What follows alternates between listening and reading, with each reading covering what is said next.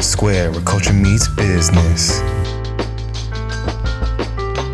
Florin Square, where culture meets business. This is our second podcast coming from Florin Square, which is at 2251 Florin Road, 95822 in the heart of Sacramento, South Sacramento, 24th and Florin Road.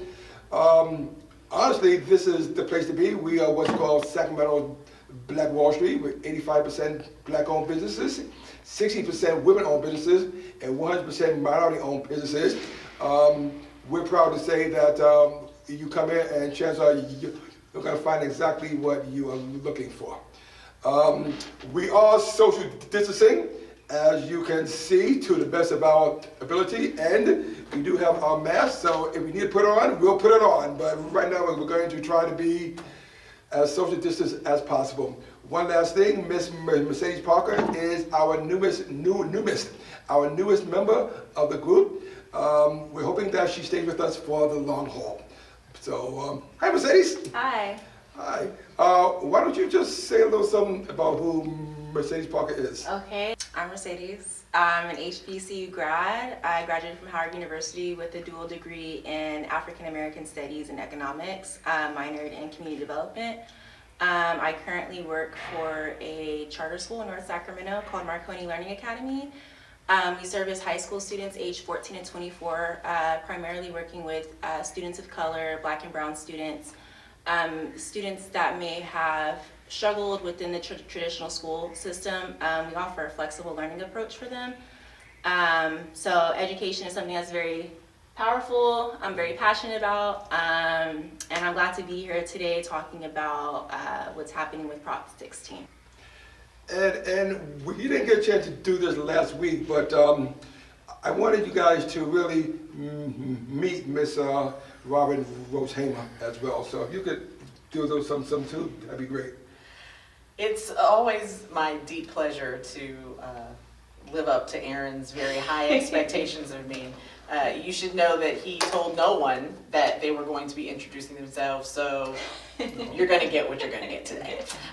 My name's Robynne, and I am the proud executive director of WIND Youth Services. WIND is located in our drop-in center in the downtown area, and our mission is to provide supportive services to youth who are experiencing homelessness or housing instability, and we serve youth who are between the ages of 12 and 24. So my everyday is about helping young people become equipped with the skills that they need to be self-sufficient and live a self-actualized life.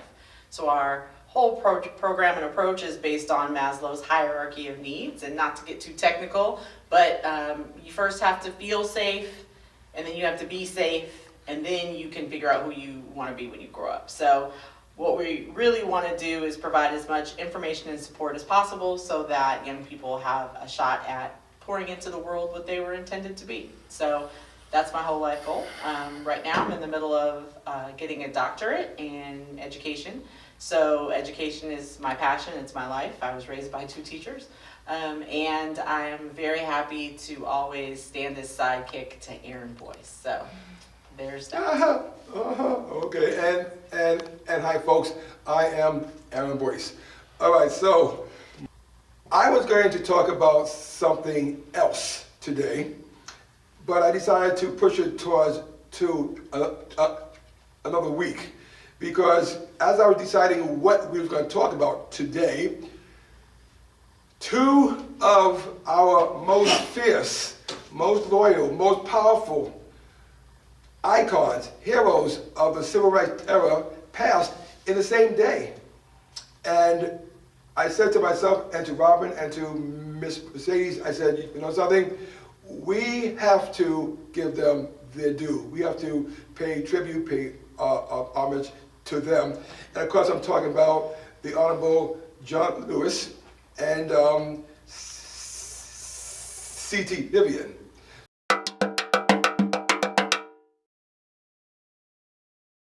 With C.T. Vivian, because every time I talk about it, I guess when somebody's saying, who's that? You know, and yeah, he wasn't nearly as prolific as Martin Luther King, who I revere, or Andrew Young, Jesse Jackson, Ralph Abernathy, Stokely Carmichael, Malcolm X, just a host of wonderful brothers and sisters out there. He was kind of there. And what I remember, and I was very, very young, very, very young, during the civil rights movement of the 60s, I remember that he was the gentleman who had the nerve, the temerity, the gall to speak in a tone unbecoming of a Negro to Sheriff Jim Clark. It was Alabama, right? Mm-hmm. Alabama, yes, on the county steps. And what he said, so it says here, amid a light rain, Reverend Vivian corralled about 100 followers in a line that snaked around the county courthouse to take shelter on the building steps. Now, Sheriff Clark and his club-wielding deputies ordered him to leave and began to shove everyone off the steps. He said to Sheriff Clark, what you're really trying to do is to intimidate these people, and by making them stand in the rain, keep them from registering to vote. He said while jabbing his finger at Clark. And this is the kind of violation of the Constitution, a violation of a court order, a violation of decent citizenship. Now, Clark turned his back because Clark don't want to hear none of that. And Reverend Vivian continued, you can turn your back on me, but you cannot turn your back upon the ideas of justice. You can turn your back now, and you keep your club in your hand, but you cannot beat down justice. And we will register to vote because as United States citizens, because as citizens of the United States, we have the right to do it. Now, according to reports, he may have called Clark a Hitler or a brute. It's not sure. Everybody didn't hear it. But whatever he said, Clark turned around, and Clark was a big guy, 220 pounds, just turned around and struck him in the face with his fist. Mind you, all of this was on camera. So, it was like just another televised provocation. And we would say, although nobody wants violence, thank you, Clark, for showing us who you really are. Because Clark really didn't want to be shown to be that guy. But yeah, some of these folks, they kind of lose their mind. So this is just one of the things that he was famous for. And of course, you will see him in many of the marches of the time. I believe he lived to be 95. So he, along with John Lewis, was able to see much of the growth and non-growth that has happened in these United States. So C.T. Vivian, rest in peace, a true American hero. And Mercedes, you want to speak on John Lewis? Unfortunately, I wasn't alive when John Lewis was doing his thing in the Civil Rights Movement in 1965. So I have some notes here, just some highlights I want to share honoring his legacy. So one thing that stands out to me about John Lewis is something that's relatable to me is that he comes from sharecroppers. My grandmother, I was raised by my grandmother. She was also born to sharecroppers, and just the lifestyle of having to tend and care for and groom land that does not belong to you, and the pain and the heartache that comes with losing that and then recovering from that for generations is relatable to a lot of us. Couple other things I want to highlight about John Lewis. He graduated with a bachelor's from Fisk University. He was also a prolific reverend. Famously, he was very active in what's now called Bloody Sunday, which was the Voting Rights March from Selma. He played a large part in organizing that. He also was injured pretty badly there. His skull was fractured. By his count, he was arrested more than 40 times during the Civil Rights era. He was arrested as recently as, I believe, 2009 for let's see, for protesting. He was arrested outside the embassy of Sudan where he was protesting the obstruction of aid to refugees in Darfur. So John Lewis, his role as a civil rights activist lasted well beyond the era of the civil rights movement. He was he organized the Voting Rights March. He director of the Voter Education Project. He served, of course, in the U.S. House of Representatives for over 43 years, over 43 years. So yeah, and it's interesting because not only did he live to see Martin Luther King get his own national holiday. I mean, how cool is that? To be part of this march where you're being pelted and your life is in danger, then to see the man that you march with have a national day after him, and then to see President Barack Obama become president has to be, I mean, I know by looking at his face, he was very emotionally touched by that. And Robyn, what would you say if I told you that today they are thinking about, and I hope that they do it, changing the Edmund Pettus Bridge, which is the bridge that was famous for the Bloody Sunday, from Edmund Pettus, who was an avowed racist, to the John Lewis Bridge? Well, it's incredibly appropriate. We should name landmarks after hallmark individuals who are the people who are really the stalwart, the thing that they stand upon. So John Lewis almost gave his life on that day, and then literally almost gave his life, but then metaphorically after that gave his life in service to the United States. I would say the nexus between C.T. Vivian and the Honorable John Lewis is their commitment to voting rights. And one of the things that John Lewis said was, the right to vote is precious and almost sacred, and one of the most important blessings of our democracy. We must be vigilant in protecting that blessing.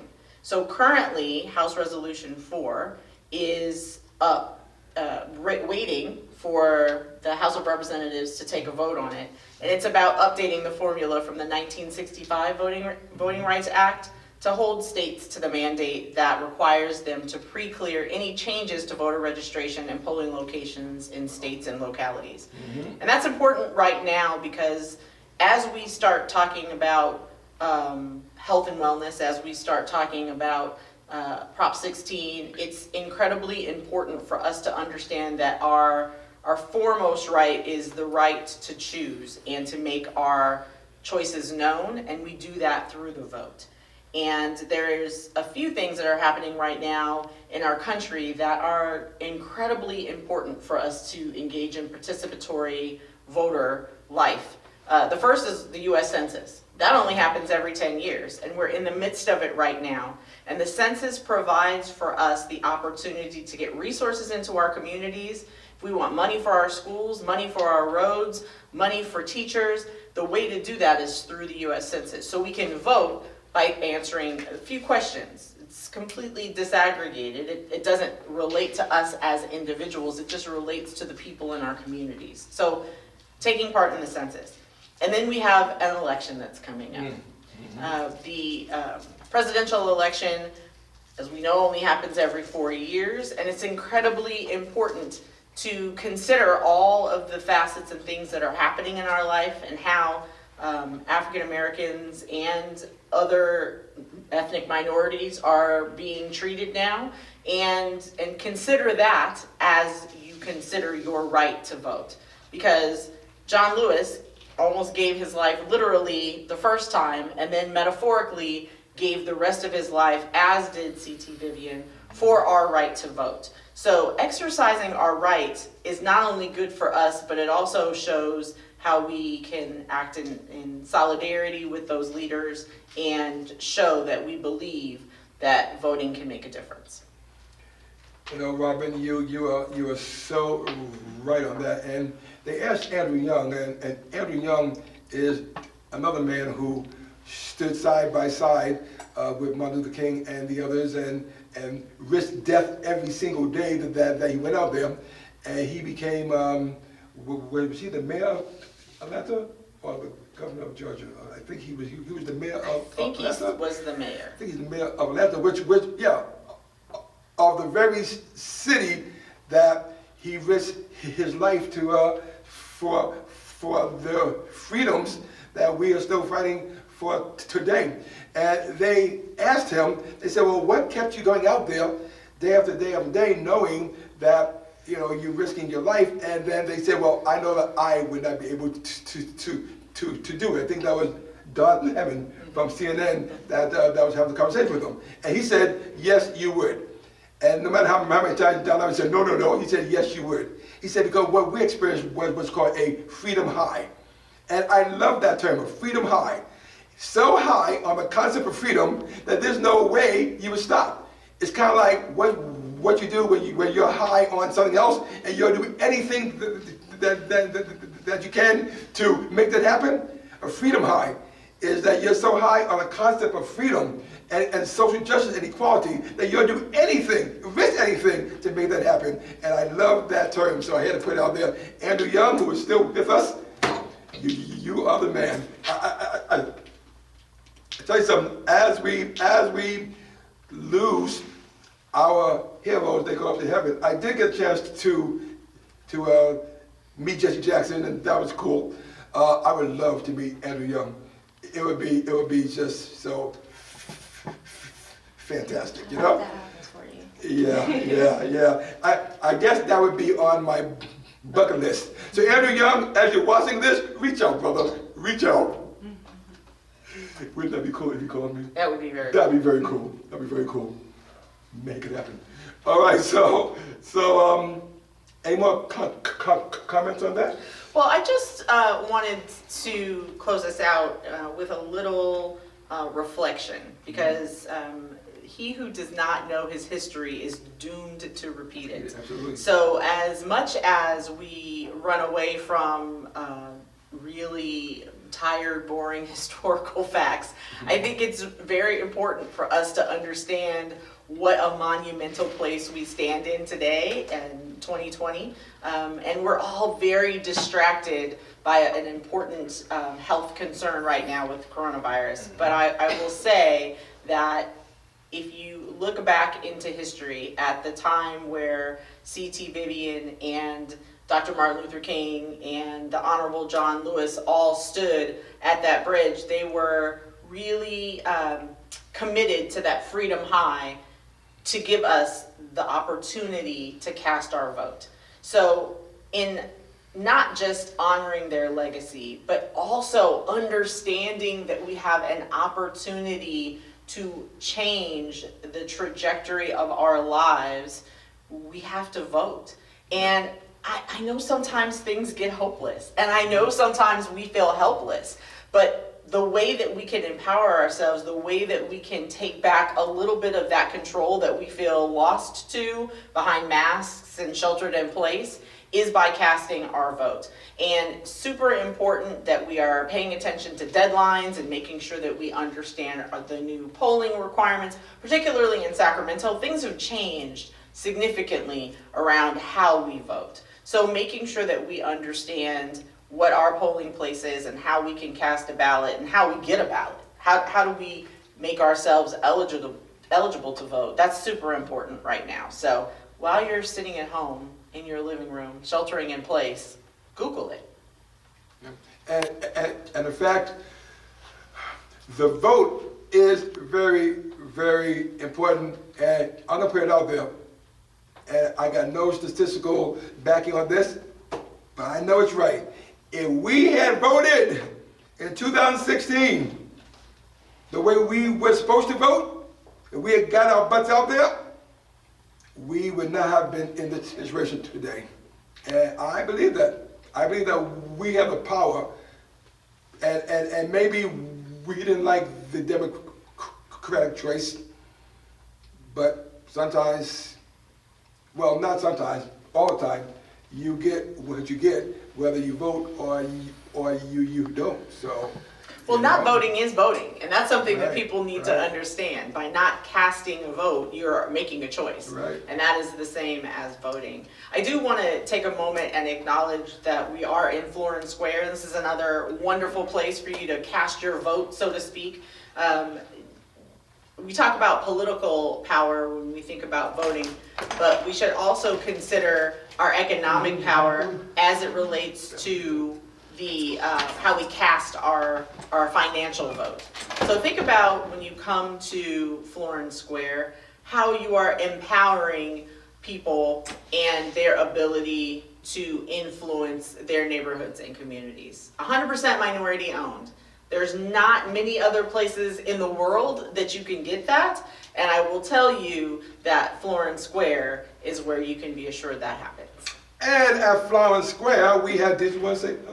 I wanted to add something. I just wanted to put it out there. I don't know if you guys heard yet, but Golden One Center is actually being turned into probably, I think, the largest polling center in Sacramento. No. I think it's a bit ironic because we do have a large population of people that are not happy with the fact that we have Golden One Center, and now that Golden One Center is being open, so we can exercise our right to vote in a socially distant, safe way during the pandemic. So shout out to Sacramento for making that happen. That's one thing that y'all did right, but I'm gonna be quiet about that. If you didn't know, now you know.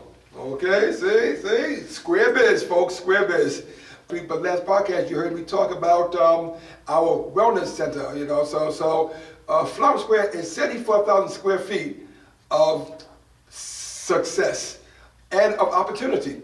And so we have about 12,000 square feet that used to be the WIC Center here in South Sacramento, that is no more. And through the vision of Miss Ayesha Ransom, who's here today, we have decided to turn it into a wellness/medical center. So I could tell you all about it, I could, but I think somebody would be able to tell it a lot better. So, Ms. Ransom, why don't you tell us all about the Wellness Center at Florin Square? Thank you so much, Aaron, for introducing the Wellness Suites. And as he says, he can probably tell you everything about it. Aaron was a great part of the success of making this Wellness Suites happen by being a mentor. I would say being there to fill in the gaps to make sure that things go through like they need to. So again, thank you, Aaron, for that. So Florin Square Welness Suites, I have this poster here just to explain a bit on it. Florin Square Welness Suites are suites that are available to African American minority wellness professionals, to where when, I don't know if you guys have ever experienced it, but when I go to doctor's offices sometimes, most of the time I don't see my own race. I end up seeing someone else, but I end up leaving at a lot of the time, 90% of the time, without feeling complete or feeling like they understood my problems. And so the whole idea stemmed from me being an optician. I am in the medical field, and I get it a lot. You know, we rarely see any African American opticians, and so a light popped on top of my head and it said, you know what, we need this here in Sacramento. We need to be able to go to one place that we can see the doctor if we need to, get referrals to places because they understand our needs or they may have a great suggestion for us. Just a one-stop shop for all things medical. Cool, and so when you say all things medical, what can someone expect to see when they step into the new Florin Square Welness Suites? Thank you for asking. That's a good question. So right now we are in the beginning stages of looking for wellness professionals that would like to take advantage of the opportunity. So far we have a doctor who's coming in, Dr. Soba. We're in the negotiations for her contract, but Dr. Soba is taking roughly 1,000 square feet, is it? And over there, roughly 1,200, roughly 1,200 square feet of space, where she'll have 3 exam rooms, is what she's working on, laboratory to be able to do on-site testing for certain things, and she's going to have at least 3 other doctors that will be on staff with her that are for different reasons. So she's OBGYN/family practice, but she will have other doctors that are there. Besides her, we have a few more that are in negotiation right now. Mental therapy, mental health, that's huge for us. And we just want to normalize it. We want to be able to provide space for mental wellness. So right now we have a youth mental health there, which is very important. It's so important to get our youth involved with mental health at an early age, so that way they can continue to help their friends, or whatever the case may be. It's very important to have that. Let's see here, we have a conference room there, which I think is super awesome. We have the Obama room here at Florin Square, which allows, Tom rents it out to, actually it's for free. Aaron can tell you more about the Obama room because Aaron actually takes care of that portion. But we have a nice huge Obama room here that we rent out. We also are going to have the conference room for the wellness professionals to be able to take advantage of providing space for classes and all of that good stuff. Now, there's a fitness center too. Thank you, Aaron. There's so many different great dynamics that I know. so yes. So the fitness center that we have, my husband and I have been working on our fitness goal for quite a while now. Long story short, we recognize the need in our community to be able to have a space for fitness instructors to be able to hold space. So instead of them having, renting a space for 30 days or whatever the case is, we're going to have a fitness studio that will be set up for them to be able to come in, do yoga, Zumba, whatever it is that they need to do as far as fitness in that space. So now, it's exciting because I don't think something that big has come to South Sacramento in the way that we're bringing it to Florin Square. Is that true? I've been doing some research, and I would have to say, I'm gonna butcher the name, but shout out to the Rosetta House, I believe. Rosetta, do you know? Rosetta, so it's in Greenhaven, and if I'm not mistaken, they have mental health therapists there, and it's a space, Are you talking about the Rosetta Wellness Center? Thank you. Uh-huh. Rosetta Wellness Center, shout out to them, because. I was going to say that, but. Yes. Is it mental health that they Yes, have there? yeah. Yes, so a lot of mental health therapists there. I like the fact that Florin Square is centralized. If you come here, you're able to get here from Highway 99, Highway 5, so it allows for something in our Meadowview community. So it's the first for the Meadowview community. And so, hold that sign up again as you tell people how to contact you if they want to be a part of the Florin Square Wellness Center. Okay, so we have a few more spaces available. Spaces as low as $450 per month, which includes utilities. So again, we're looking for all wellness professionals. We'd like to sit down and speak to you about your ideas and your goals for the space. But you can give me a call. My name again is Ayesha Ransom-White, and I can be reached at area code 415-713-4483. Again, that's 415-713-4483. This should be a song. 415-713-4413. 83. 4483. See, that's why there should be a song. See? Yes. Okay. So. Is it okay that I mention the retail pop-up venue? Please. Very quickly. So I just wanted to tell you all as well, I was going to say Tom, but as Aaron mentioned, there are several opportunities in Florin Square for growth. And one of them that my husband and I created is called the Retail Pop-Up Venue, which you see the logo here. That venue has held about 28 different small businesses that has given them the opportunity. So what the space is, it's a venue.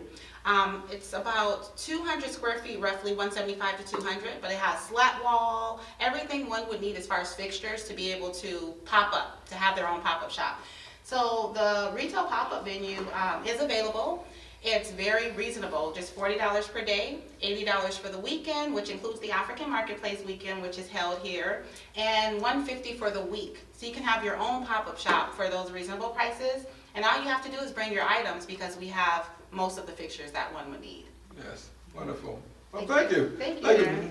Let's get that number one more time. Sure, it's area code 415-713-4483. 415-713. 4483. 4483. And you can find us on Okay. Facebook as well under Florin Square Welness Suites or the Retail Pop-Up Venue. Wonderful. I All had right. to do snaps. So, That was awesome. Thank you so look, much. you get snap. I don't get snaps. Everybody gets snaps. There's a lot of snaps. All right. Does Robin get? Okay, fine. I got All a right, snap so for now- Robin because Robin came with it. Yes. Thank you. All right. So that Thank was you for having me. Miss Ayesha Ransom-White. Okay, and that is fantastic. So you can see that we're very excited. We are very high on getting that site. You know, we are very, very happy about that. That's why it's live, folks. You know. So yeah, you got anything to say, Robyn, while I recollect my thoughts here? Okay. Well, you know, health and wellness. If I had change, I would give God change. I understand. Health and wellness is incredibly important, and it's one of the things that we have a tendency to neglect. And so it's wonderful that in the midst of Florin Square, you'll find the opportunity to be able to take care of yourself both mentally and physically. And so we can be very appreciative that Ayesha and her husband were thoughtful enough to come up with such an innovation in this space. Also, as many of us who have traveled far to get to a doctor or been disgruntled that we couldn't find public transportation to be able to get to the places that we needed to get to, having it at Florin Square takes care of those problems because it's centrally located and on public transportation line. So Yes. come on down, check it out, be well. Mercedes, have you ever been gruntled? Disgruntled? No, gruntled. I don't know what that means. See, because she's talking about disgruntled. I'm thinking disgruntled is a bad thing, right? I would think so. So So then gruntled must be. we want to be gruntled, yes. So, okay. I feel like I don't want to be gruntled either. No? Okay. Well then, we are going to be with you here at Florin Square and at the Square Bridge Podcast. We're going to make it our best not to be gruntled. But at the same time, we don't want to be disgruntled either. I don't want any part of the Aaronisms today. You know, we're here to teach. We're here to teach. Exactly, which is why we shouldn't want any part of the Aaronisms. Really? Really. Okay, fine. We do have a new guest, though. We do, and in fact, okay. My guest today loves the Aaronisms, because we've been dealing with that for a very long time. I would say well over 20 years, but Yeah, okay. yeah, if we look at the ages of our children. Okay.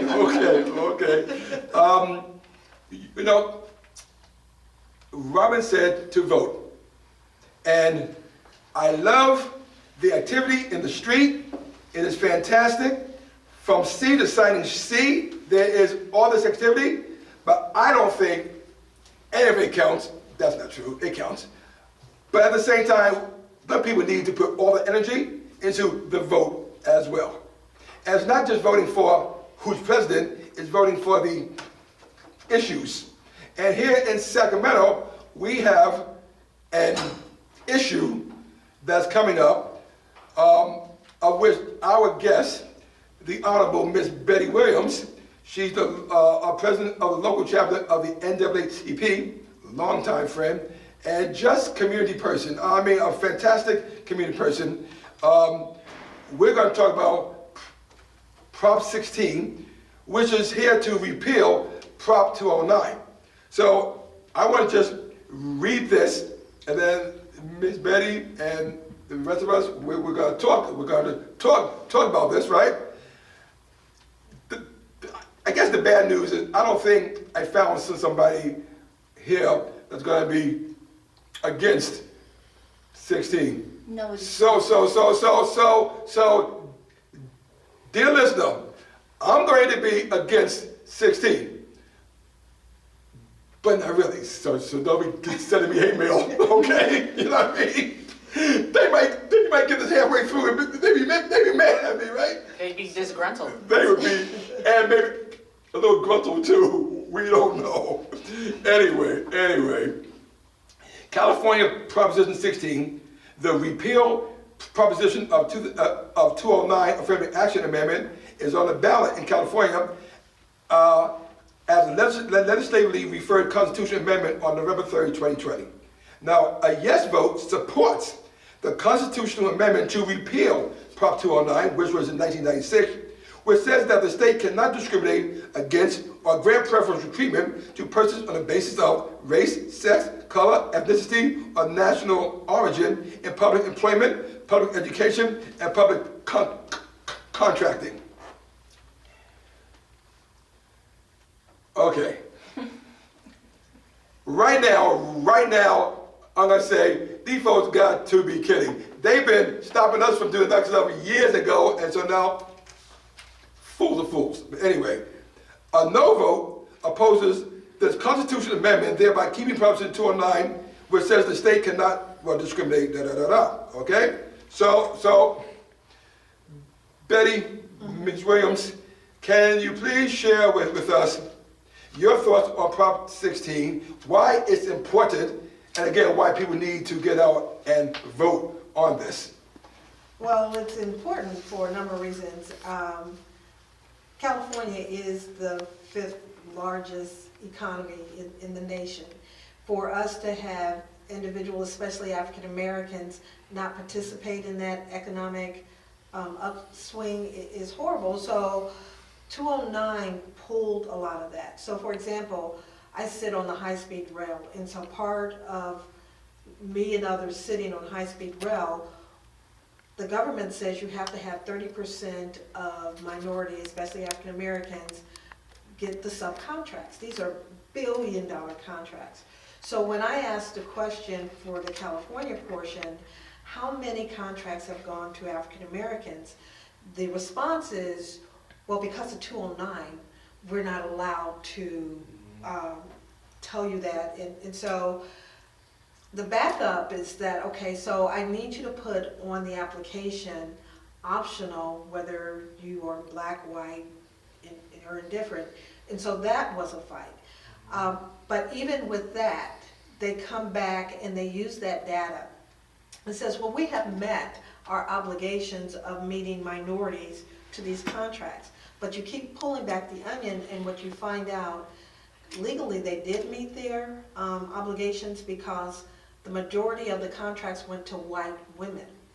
And so you have all of these African American contractors out there that they're saying they can't find, but they can't find because you can't have the data. The data equates to Prop 209. You're not allowed to get the data to find out what African Americans are out there. So subsequently, you're stopping African American businesses from getting contracts. And so that stops our economic growth in comparison to everybody else. So we need that Prop 16 to actually happen. See, now, that's interesting, because I was going to pretend to be, and I was going to ask you some questions. I don't have to. It's right here. So this is Assemblyman Stephen Choi. Mm-hmm. He says, I'm going to use my voice, is it right to give someone a job just because they are white, or black, or green, or yellow, or just because they are male? Repealing Proposition 209, enacted by voters 24 years ago, is to repeal the prohibition of judgment based upon race, sex, color, ethnicity, and national origin. We're talking about legalizing racism and sexism. Your response, please? Absolutely not. Mm-hmm. What you would want, if you are part of a city that stated that it's the most diverse city in the country, now I understand we moved to number 3, Stockton is number 1. Regardless, if you have that title of having the most diversity, why wouldn't your company or your organization or your contractors reflect the city or the state that you live in?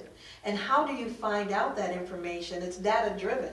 But if you legally cannot do the data that tells who's black, who's white, who's Hispanic, to know what pool that you need to go after. So by getting this data, by approving Prop 16, what happens is that you can find out within your own city where the people are. Maybe you are not advertising or marketing or doing the outreach in the African American community or in the Hispanic community. You are lacking the diversity in your corporation because you're not appealing or doing the marketing in those areas. But how would you know if you're not allowed to do the outreach? And Prop 16 allows you to do the outreach if you feel that you lack the diversity in your own company, but you're not allowed to do the data to do the outreach and the marketing. You've been in marketing for how many years? And no one could legally find out where you are so that you can market to the African American community? That's ludicrous. Ludicrous. That's true. And before we continue, I just wanted you to know that we have a space for the NAACP here at Florin Square. They haven't moved in yet, but we have a space for you. So, Thank you for that. okay, Thank you. okay. We were talking about that for a long time. We got a space for you. Yes. So this is the new home of the NAACP. You heard it right here first. So you speak it, so it becomes true. All right, all right. So Miss Mercedes, they got this thing called the Good Old Boy Network. And this has been going on for a very long time. And last podcast we talked about legacy and how they're very proud of the legacy. Well, the legacy was to stop people of color from doing anything. That is the legacy. Not everybody, but overall the system. It's that systemic thing that we hear so much about, right? Yeah. So now here you are, a young African American female trying to get into the business world, right? When you have this stopping you, right? Do you feel, well, first of all, do you think it's fair? And second of all, do you think that there should be a way that you can get your share of the pie? Which, by the way, before you answer that, the so-called pie, see, and I love this. Okay, so here's the pie. The Good Old Boy Network gets about maybe 80%, maybe more than that, right? So let's say we get 10%. We, meaning persons of color, women of all colors, the disabled, who else?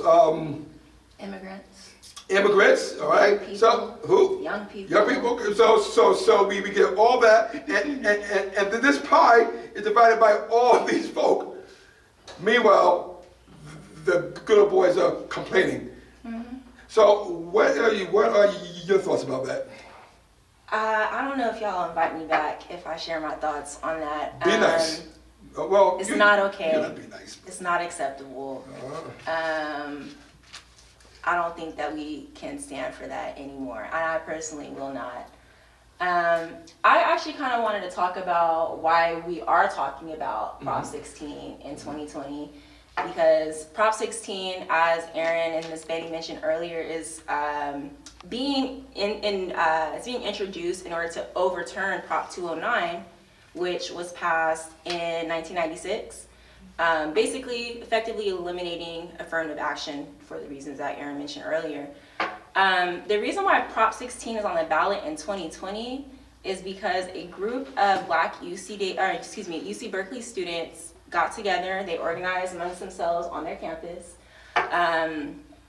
about the issues that Black students face at universities of California. So I'm not going to get into a lot of the anecdotal evidence. I like statistics, so I just brought a couple stats for you guys today. First of all, I wanted to point out that California has the 5th largest Black population in the US. We are 6.5% of California's population, which doesn't seem like a lot. When you break it down by city, California has 7 to 8 out of the top 10 most diverse cities in this country, okay? Sacramento, Stockton, I can't think of the other one, top 3, all right? There are a lot of us here. We only make up 2% of the population any UC, any given UC. We're 2% of the population. A lot of those kids are also athletes. If we take out the student athletes in the equation, we're less than 2% of the University of California school system. There was a study done. I can't think of what the study is called, but I'll come back with those facts later. 75% of Black students complete their bachelor or undergraduate degree within 6 years, which means 25% of us drop out. In 2016 and 2017, only 35% of Black graduates were considered college ready versus 52% of white students. Black people make up less than 3% of the faculty at the UC system.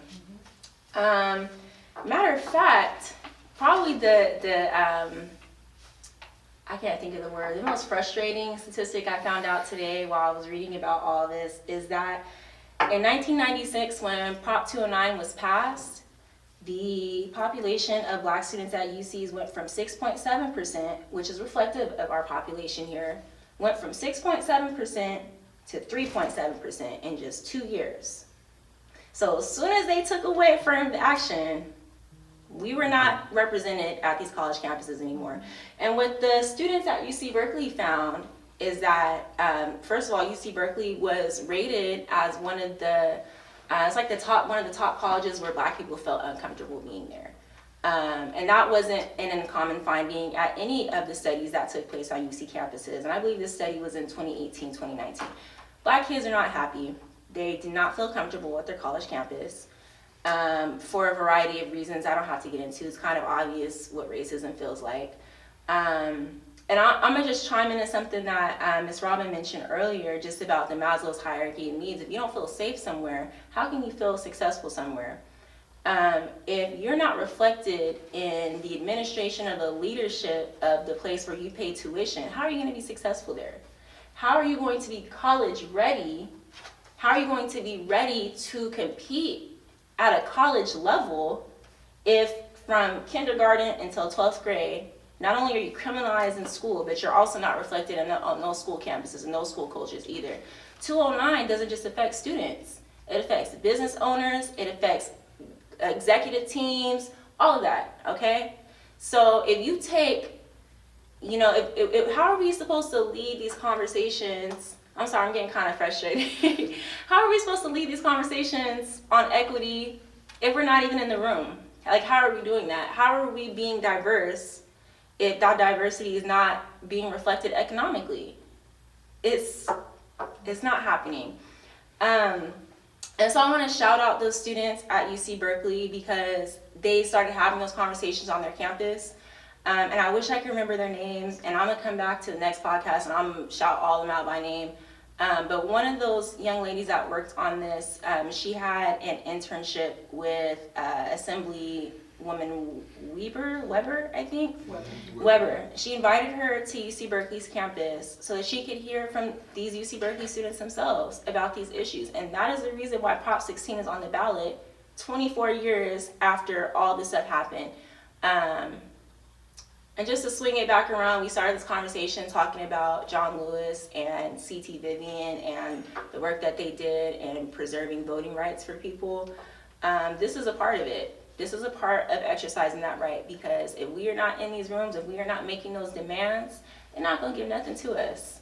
And that pie, they're gonna be eating all of it just like they always have been. And I'm not standing for that anymore. So anyway, that's all I have to say. Ladies and gentlemen, Miss Mercedes Parker. Okay.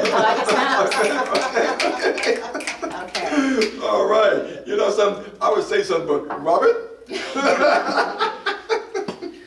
Well, I think Mercedes brings up two very good points. That's representative leadership and inclusive economic access. You can have a conversation about equality all day, but really the conversation we should be talking about is equity.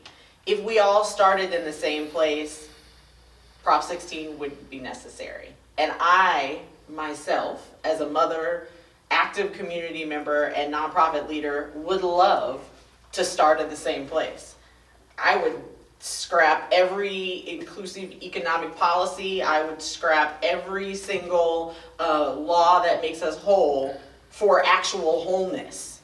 I don't think that there is anyone that would disagree with saying, hey, if we gave everyone the exact same starting line, would you stand at that starting line and would you be there? Of course we would. But for reasons that we've already discussed, things like gerrymandering, things like redlining, things like how they move the line, the bar to ensure the integrity of the pie taken by themselves, we're not equal. So it is imperative that we create systems that can support the possibility of equality. It is imperative that we pay attention to the nuances and not get distracted by the noise. Because of course, we would love to embrace the philosophy that all lives matter. Of course, we would love to embrace the philosophy that Prop 16 it's past its day. But that's just not true for us. That's just not the experience. In order for a young person to be eligible to attend a UC, they have to have academic preparation and rigor to be able to be admitted. So if you go to many Title I schools, which is historically where Black and brown children live, they don't have the classes available to be able to get the A through G requirements in order to be able to apply competitively. Sitting here speaking as a UC Davis graduate admitted under affirmative action, I'm here to tell you that although I had excellent academic preparation, I didn't have some of the other nuanced application benefits that perhaps some other students did. And so it is with that that I offer for you the importance of supporting Prop 16. It is incredibly important that we do yes and. You have to complete the census. You have to vote, and you have to support Prop 16. It is not, don't pick up one standard or one lanyard and run off with it. Do all the things. Because the reality is, until we start to take fierce hold of our future and be responsible, not just for ourselves, oh, I'm gonna get mine, but be responsible for one another too. These decisions, Prop 209 in 1996, didn't just affect students entering college in 1996 and 1997 and 1998. Mercedes has already given us the data around what it did to UC enrollment. And a little known fact, the University of California system was created so that it can educate the top 5% of our graduating classes in the state of California. The CSU system was designed to educate the top 10% of our graduating classes. So if we are not systemically ensuring that we have equal access to academic rigor, we can't get into that top 10 and 5%. So it's incredibly important to not just stop at the fact that Prop 16 creates an inequality, because that actually is not relevant anymore. The reason why Prop 16 exists is because everything was fixed before that. So let's fix the things that got fixed against us by enacting some policy that can support us. Ladies and gentlemen, Robynne Rose-Haymer. See, I don't have to do anything and just listen. That's all I gotta do, you know? It's a gift that I have. I surround myself with cool people. You know, okay? a lot of people are not that gifted in life. You see? So, okay. You're very blessed. Yes, I am. Yes, I am. You do have a gift. So I have a question to ask you, Ms. Ramos, but before I do, I want to thank you, the listener and the viewer too. Thank you for listening to the Florin Square Biz podcast show, filmed at 2251 Florin Road, home of, well, we say where culture meets business. And we are home to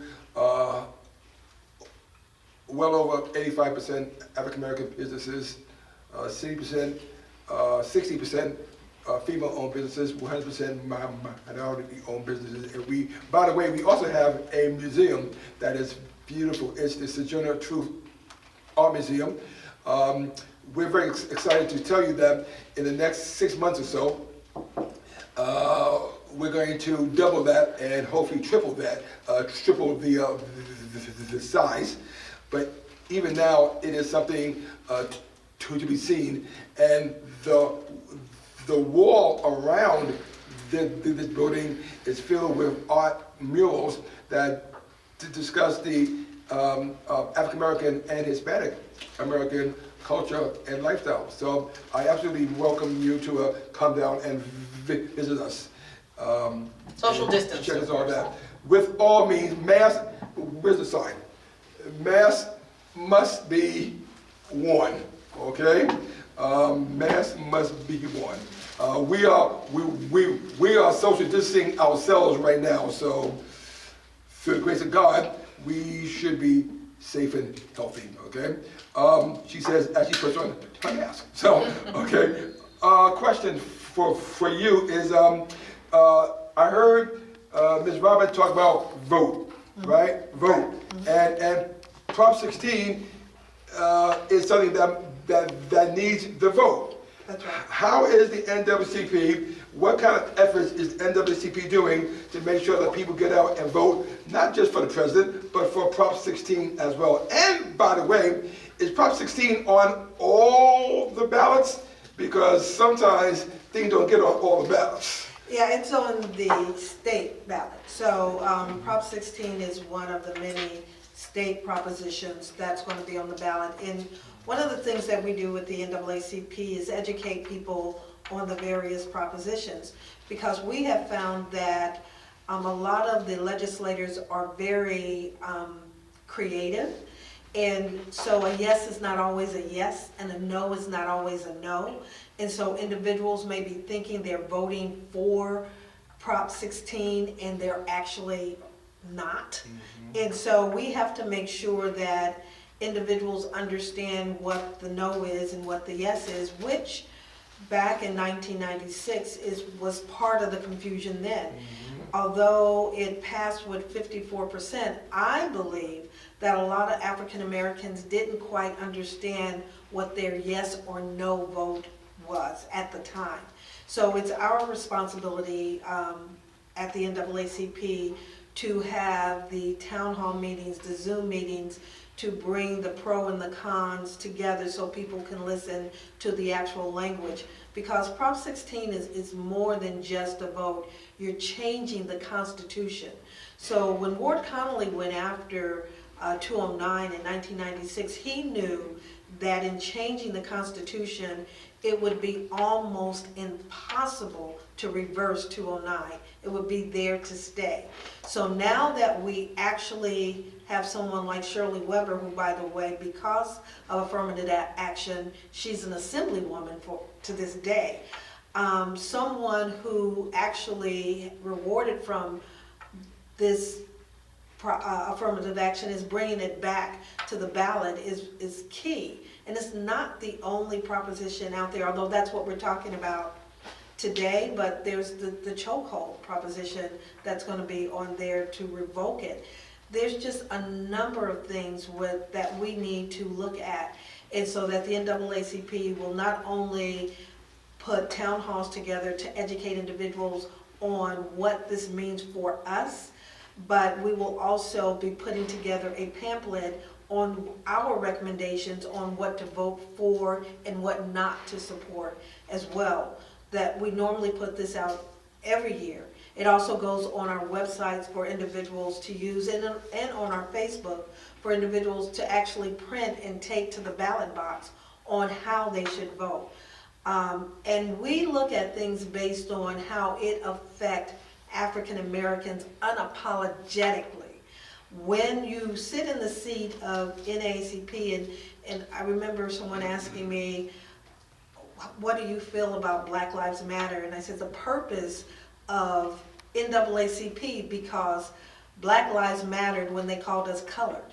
So Black lives always mattered. So the vote always mattered. The fight for the vote, the fight to make sure that we have representation. And so when you have an election of a president, it's more than a presidential election. It's the propositions, it's the measures, it's the down ballot. And the judges. And the judges, which is key. That's the other thing that NAACP is working on, getting additional judges, getting attorneys who've been working a long time fighting for the rights of our people to fill out the paperwork to become a judge and for us to do the marketing and the outreach, because a lot of times you get those ballots and you know all about the propositions and you know all about the city council and the president and who to vote for and not. But you get to that section of the judges and you're playing checkers. You're trying to figure out who it is and who you should vote for. And a lot of the times they get in because they're the only one, they're the incumbent. No one goes against them. And so this is the first time, one of the first times that we, the Greater Sacramento NAACP, is diving into the judges. We're actively looking for judges. We're actively looking at attorneys. Actually, there's an attorney here in this building that we have gone after to consider himself a judge. So we are looking for a change. And in Sacramento itself, the city of Sacramento is like 13.6% African Americans, which is larger than the state, larger than the national average. We have a lot of power as far as African Americans in our vote. And so we need to encourage and educate individuals more to increase our voting, what's the word I'm trying to use, our voting cast. So when we go out there, we make sure that we vote for the people that reflect our economic importance, our housing importance, employment, those things. And if they don't, then we don't vote for them. We vote for individuals that reflect the needs of the African American community. And that's the point of the NAACP. We are change agents. That's what we do. We help change policy. We help educate. We make sure that we're bringing up young people and teach them how to advocate and to be civil rights leaders. And so that's what we're doing as far as the NAACP. Thank you. So as we wind down, I'm going to ask everybody, I remember I asked you this when we did our little interview at the Black Expo, one last thing. And so I'm going to ask everybody to give me one last thing. So we'll let you go first, and you give me like 30 seconds to a minute or so. One last thing. One last thing, vote. At the end of the day, you need to vote, and you need to be counted. I've heard several people talk about census. Because of the COVID, there's a lot of different things that's happened with the census. A lot of people don't know that the date has been extended to October 31 to make sure that you get your census information in. They're doing a huge campaign, and because of COVID, they're still hiring. Starting at $20 to $21 an hour. So if you want to know about census and making sure that you're getting individuals involved, they're hiring people from the community that they live in because they want those individuals to educate the people in that community. So make sure that you're counted and make sure that you vote. Thank you. That was Ms. Betty Williams, President of Local Chapter of the NAACP. And we thank you very much. You're very welcome. All right. So, Miss Mercedes Parker, one last thing. One last thing. We didn't get into it today, but maybe next time. You know who else gets counted in the census that is not allowed to vote? Is our very large prison population. California has one of the highest, which means our votes matter more here, but also less. And the fight to make sure that everybody has a voice has not stopped, and it will not stop. And one last thing. Last thing. You know what? That'll be my last thing. My bad. You can cut that part out. Wait, there's more. Ms. Robynne, one last thing. Well, I'll just start with one last thing. I think our guest, Ms. Betty Williams, said it best. It is imperative that we are unapologetically pro-Black. It is imperative that we are intentional about our anti-racism. And there are things that we can do that feel small, that feel insignificant. We feel like we're by ourselves, because in that moment we are, and that is completing the census and voting. You are a incredibly tiny part of a tremendously huge movement. So educate yourself. Don't take my word for it. Don't take the NAACP's word for it. Really, don't take Aaron's word for it. Take the time and find out what you need to know. Read all of the opposition research. Read all of the research for the items, but read. Educate yourself. Make yourself knowledgeable about the things that affect you, not just today, but for the next 4 years, or in the case of the census, for the next decade. These are issues that we have to involve ourselves in. The census only takes about 8 minutes, and voting, if you do it right, you fill out your ballot at home, only takes about 10. So these really tiny things that you could do to consume some of your shelter-in-place moments could make a huge difference over the next 4 to 10 years. And Aaron Boyce, my last thing is that I believe in diversity as much as I am unapologetically black and have been so for a very long time. I do recognize that other persons of color, we have to band together. I mean, if the one thing that we have in common is that we've been oppressed by a common thread. And we have to understand that by banding together, good things get done.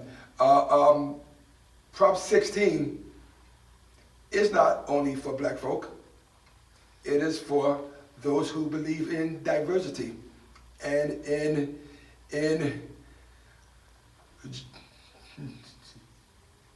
justice and in an equal playing ground. And it's that equal playing ground that we all fight for so definitely. And I agree with Ms. Betty, who said that perhaps folks were confused, that this is not about playing favorites, it's about not playing favorites, that this is so important. But we're not going to just do it as one person's. We have to do it collectively, a diverse group of people. And yes, I include you woke Caucasian folks too, my woke Caucasian brothers and sisters, okay? We absolutely want you there as well. And I love you, I do. I love seeing you out there doing what you do, okay? It's something that I show my grandchildren. And I say, see, this is what happening in the 60s at the Pettus Bridge, when Dr. Martin Luther King called out for persons of all colors, all creeds, all nationalities to come out and stand up against injustice, and they did. And there are some Caucasian heroes, I call them heroes because they also died in the struggle for civil rights. Okay? And so I say, you have me here, all right? So let's all do this together. And again, I thank you for listening. We are Florin Square Biz Podcast at 2251 Florin Road. Come down and visit us. I want to thank Miss Mercedes Parker. I'm so happy to hear that she keeps saying, next time, which means there's going to be a next time, and that's good. And as always, and for the past years and years, I'm so glad to have Miss Robynne Rose-Haymer sitting beside me, because I know that we always can expect some nuggets of information from her. So with that, we say goodbye. See you next time.